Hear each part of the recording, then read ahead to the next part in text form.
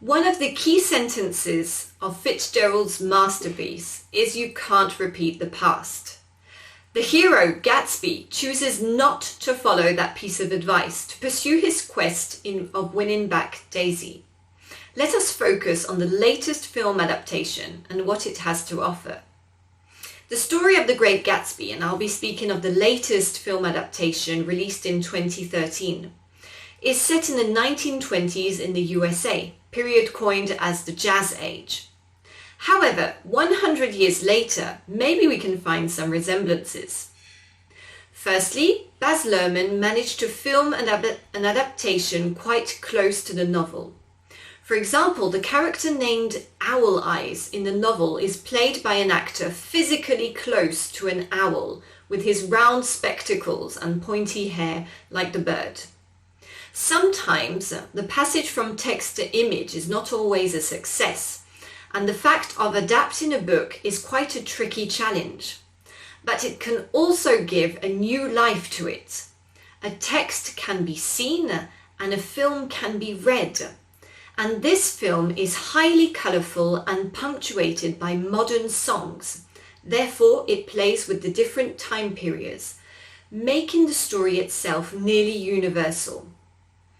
Moreover, the novel itself appears in the film with the letters and the words handwritten on screen or typed on the typewriter in the background in several scenes. A clear reference to the original work.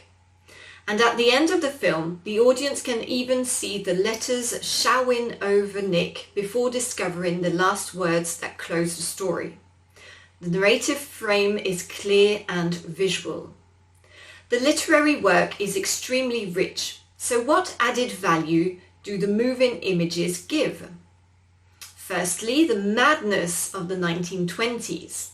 All the excess is magnificently captured on screen, with the extravagant parties, the money pouring out from everywhere, the alcohol, the colourful scenes dancing to the rhythm of crazy and anachronistic music, reveal the atmosphere at Gatsby's mansion. A party atmosphere, but oppressive at the same time, especially when the camera catches the huge crowd of people swarming everywhere. The audience feels submerged by this crowd of unknown people. The ravishing setting shines bright and shows the richness of society drawn to money. However, several scenes do not seem true to reality. For example, the scene of the car speeding on the bridge to go to the city. The background scene is filmed in such a way as to reveal that it's fake, superficial. Baz Luhrmann manages to film the eccentricity, making it somewhat absurd. The moving images also allow to increase the suspense around Gatsby's character. Indeed, the audience discovers first his silhouette lurking behind a window. Gatsby is often filmed behind a window for that matter. Then the sound of his voice, his ring, before actually discovering the man himself. The slow motion used highlights certain key scenes as well, like when Gatsby throws his expensive shirts over Daisy and she ends up bursting into tears. Several times, Gatsby is shown in front of a blazing background, like a film star. It's as if the audience is seeing him through Gatsby's own eyes. We get to see his reality. If only he had listened to Nick.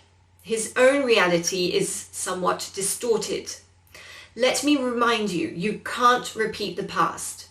Gatsby refuses to see the failure in his project of winning back Daisy. Baz Luhrmann uses low-angle shots to show him as a conqueror, because that is how Gatsby sees himself, as being invincible. But the audience is invited to perceive the reality thanks to the symbol, which is shown numerous times, the billboard with the blue eyes wearing glasses, the all-seeing eyes. Therefore, the film calls upon the audience's insight to see through Gatsby's fake life. but it also summons our hearing. Indeed, the shrill ringing tone of the telephone at Tom and Daisy's house, Gatsby's house, interrupts the fake quietness and carefreeness that was being shown. At the end of the film, when Gatsby's body is in the coffin surrounded by paparazzis, the noise of the cameras clicking reminds us of the gunshot fired by Wilson and killing Gatsby. This intrusive noise, recalling the journalists and paparazzis, followed by the shrill telephone ringing, reinforces this idea of victim for Gatsby, who eventually dies alone. No one apart from Nick turns up at his funeral. Numerous visual and auditive clues are used in this film to help the audience solve the mystery around Gatsby. The theme of loneliness is also shown through several scenes, taking place behind windows.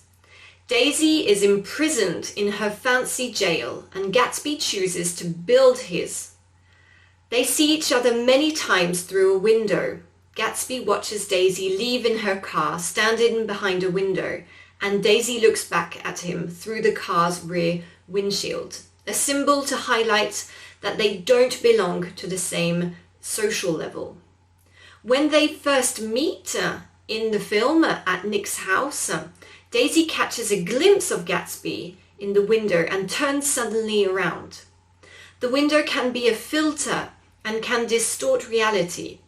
Gatsby touches Daisy's world with his fingertips, just like he tries to catch the green light. But he will only end up locked up in his dream, which will remain just a dream.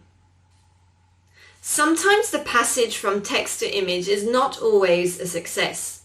However, in this particular case, Baz Luhrmann used to good use what cinema has to offer to transform this story into a film adaptation full of meaning. Thank you very much and see you soon.